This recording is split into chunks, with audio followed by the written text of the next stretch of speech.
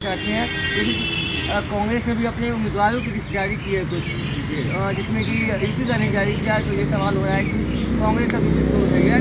गांधी परिवार से कमेटी और रायबरेली चुनाव नहीं किया, वो वायनाड से राहुल गांधी चुनाव।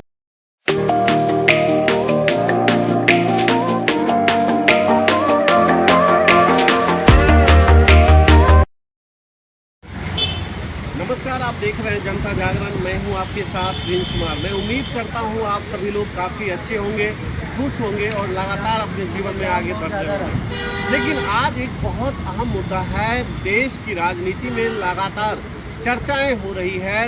लोकसभा चुनाव भी बहुत नज़दीक आ चुका है। उसी सारी पहलुओं पे बात करने के लिए हमारे साथ सीनियर जर्नलिस्ट कुंदन जी हैं। कुंदन जी, बहुत बहुत स्वागत है।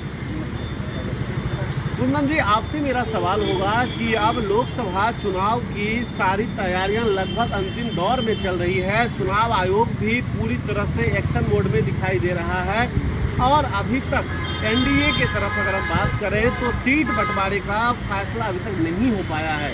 क्या लग रहा है, क्यों विलम्ब हो रही है? विलम्ब नहीं, महाराष्ट्र में उन्होंने कर दिया है। आपको जैसे कि महाराष्ट्र में की खबरें आ रही थी तो अजीत पवार और संजय गुट में भी सीट का बंटवारा हो गया है, बीजेपी का हो गया वहाँ पे। लेकिन देखिए, सभी जो है जितनी भी पार्टियाँ हैं, राजनीतिक दल है, अपने पत्ते नहीं खोलना चाहती है।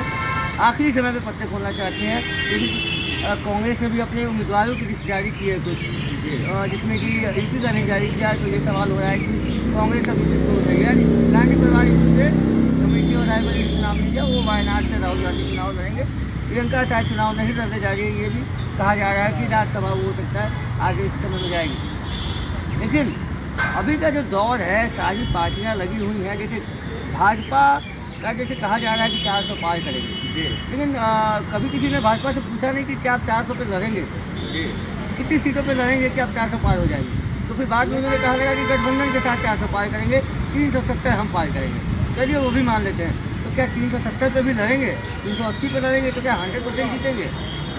कहीं भी जीत का समीकरण है। देखिए, जब भाजपा कोई भी काम करती है तो वो ठोक बजा के करती है। भाजपा ने 1 साल पहले सर्वे करा लिया कि उसके कितनी सीट जो है उसके पास आने वाली है।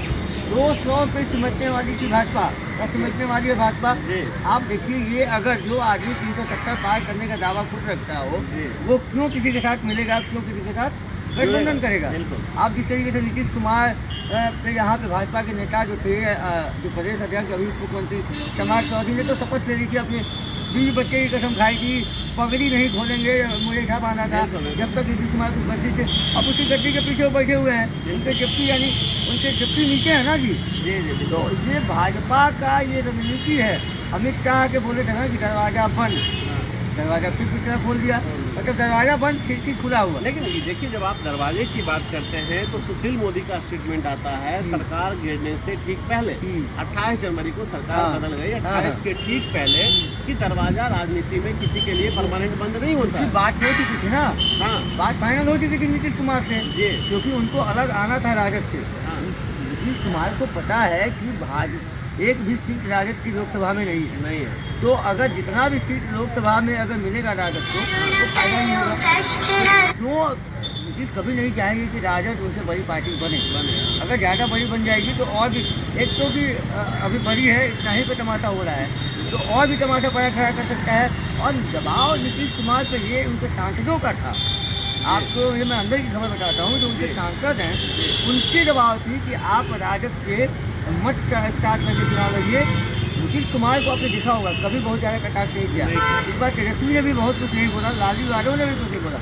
मजबूरियाँ सब एक दूसरे की जान रहे हैं कि अगर नीतीश कुमार अपने सांसदों के दबाव में है, अगर उनकी बात नहीं मानते हैं तो पार्टी बिखर जाएगी और ये सारे सांसद चूज के बीजेपी में चले जाएंगे।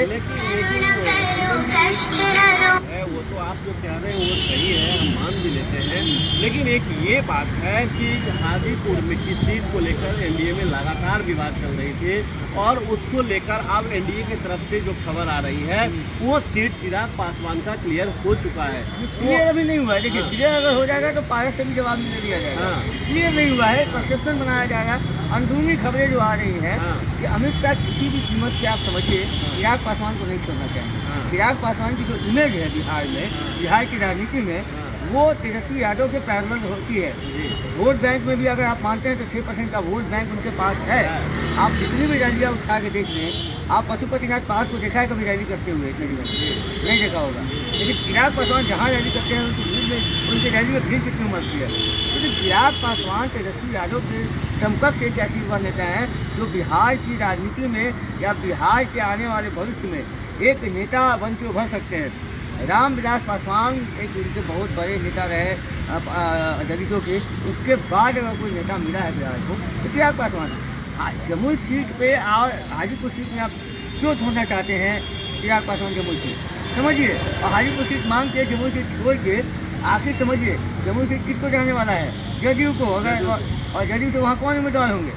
क्या होंगे? अभी ये क्लियर नहीं हुआ है ये चीज़। हाँ, जमुई अगर ललन सिंह और अशोक चौधरी में जो झगड़ा चल रहा था जमुई के लिए चल रहा था कि ललन सिंह चाहते थे कि उनका उम्मीदवार वहाँ उनका, लेकिन ये लगातार अशोक चौधरी वहाँ जा रहे थे, इसकी वजह से झगड़ा भी हुआ था। तो चिराग पासवान ने जो चीज़ छोड़ा है कि जदयू नीतीश कुमार भी उनके पक्ष में आ जाए। नीतीश कुमार भी जदयू भाजपा पर दबाव बनाए कि हाजीपुर सीट दीजिए, जमुई अशोक चौधरी लड़ेंगे और हाजीपुर सीट इनका परंपरागत सीट है, इनका पिताजी का सीट है, तो इनको दीजिए।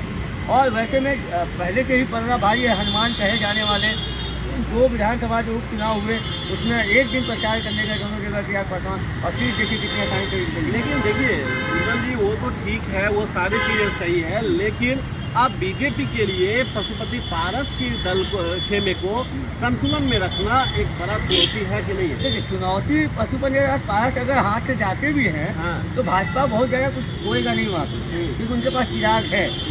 पशुपतिनाथ पारस का जन समर्थन कितना है आप ये भी देख लीजिए। लेकिन चूँकि एक बहुत पुराने नेता हैं, नीतीश कुमार के करीबी वो भी हैं और नीतीश कुमार के सहारे ही वो पॉलिटिक्स कर रहे हैं, नीतीश कुमार को आगे रख के ही वो पॉलिटिक्स कर रहे हैं। क्योंकि पार्टी जब टूटी थी तो नीतीश कुमार उनके साथ हमेशा नीतीश को नेता मानते रहे हैं, चाहे अलग भी हुए थे, नीतीश कुमार राजद में भी गए थे तो भी नीतीश कुमार से उनकी कोई तनखी नहीं थी।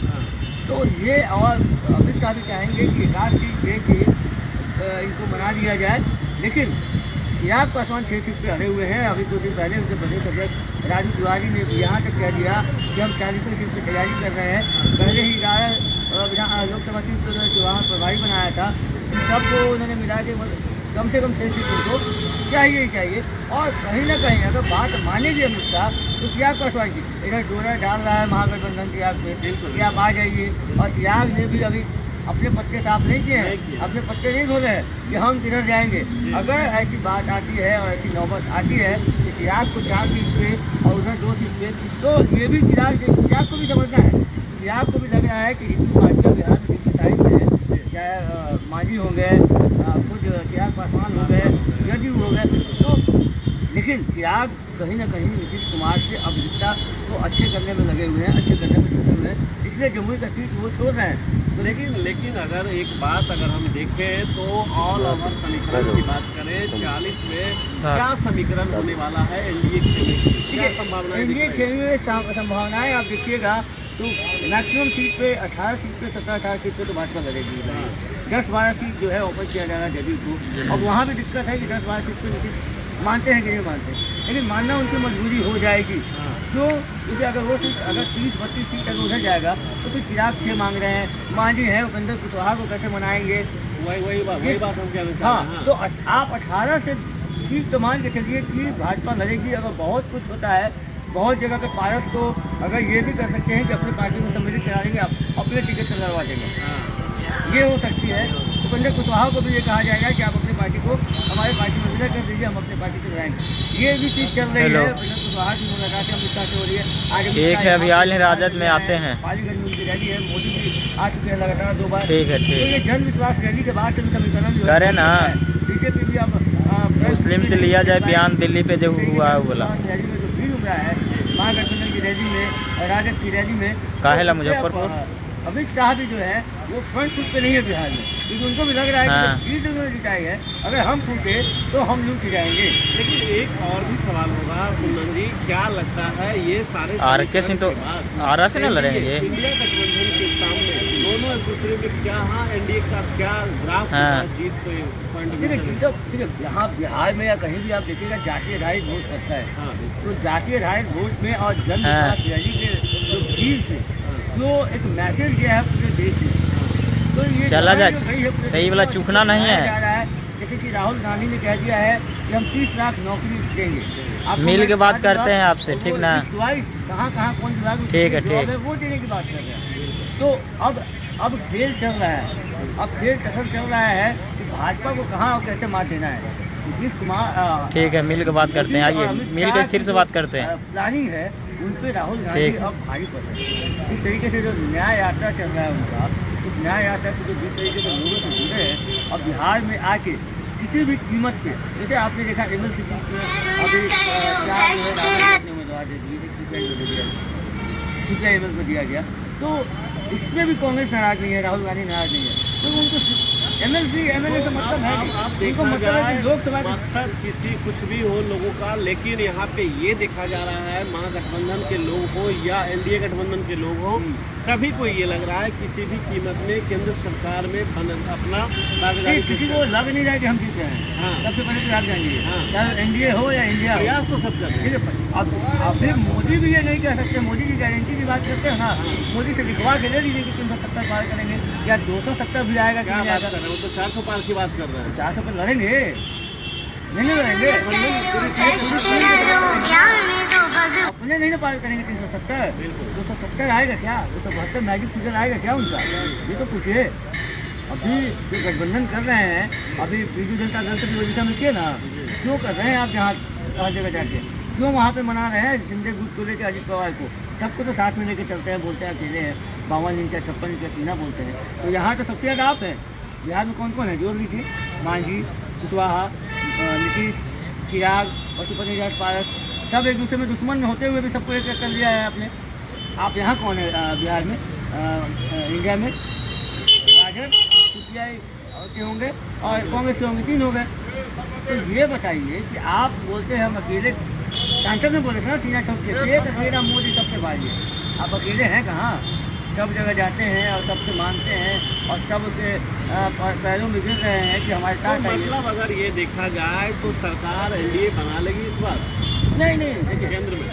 सरकार बनता हुआ दिख नहीं रहा है अभी। हाँ, अभी ये हंग असेंबली भी हो जाएगी। हाँ, अगर कोई मान लीजिए गठबंधन टूटता है कहीं से, तो वो मान लीजिए कि अब किसी सहयोगी से ज़्यादा भाजपा में गया है, तो वो हो सकता भाग के आ सकता है इंडिया में, उनको प्रधानमंत्री बनाने का।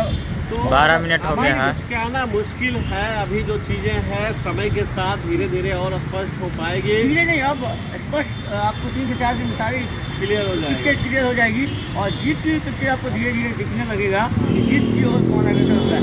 आप देखिए ना, बिहार में लगी हुई और मोदी 2 बार आ गए, अमित शाह आ गए, अभी और देखिए वो यहाँ कितने आएंगे, क्योंकि बिहार और यूपी ये 2 ऐसा जगह पे है जहाँ पे आपने पटकनी दे दी अगर मोदी को, तो मोदी साउथ में तो आएंगे नहीं। तो चलिए बात समझ पा रहे हैं, कुंदन जी हमारे सीनियर जर्नलिस्ट हैं जो अपनी बातों को अपना पॉइंट ऑफ व्यू दिए हैं, लेकिन अब क्या होगा क्या नहीं होगा ये फैसला मैं आप पर भी छोड़ता हूं, क्योंकि लोकतंत्र का वास्तविक मालिक देश की जनता होती है और आपका एक एक वोट से कोई भी दल कितना बहुमत में आएगी, कितनी सीट लेकर आएगी, कितनी सीट जीत कर आएगी, ये आने वाला वक्त बताएगा। लेकिन अभी के लिए इतना ही। आप अपना कमेंट करके ज़रूर बताएं किसे आप पसंद करते हैं, किन्हें कौन सत्ता में बन सकते हैं, कौन अगला देश का PM बनेंगे, ये कमेंट करके ज़रूर बताएं। अभी के लिए इतना ही, बने रहे हमारे साथ।